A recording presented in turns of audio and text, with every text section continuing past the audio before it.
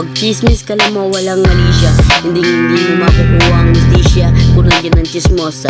Kaya halika, burahin na natin sila. Paano tutulong ng musika kapag ka narinig nila, tsak na mabubura sila. Sa chismosa at chismoso, alam ko nasa isip nyo, makagawa na naman ang kwento kahit na hindi naman totoo. Madami na kayong naloko, biruin nyo, pati bata gagawa ng kwento.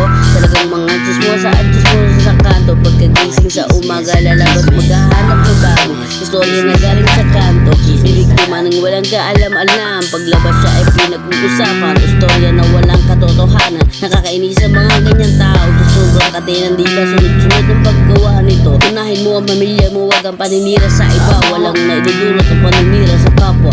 Sa'yo nang gagaling ang iniisip nilang problema. Kaya kung ako sa'yo, wag ka nang magsalita. Mas lalo lang lumalaki ang iniisip nilang problema.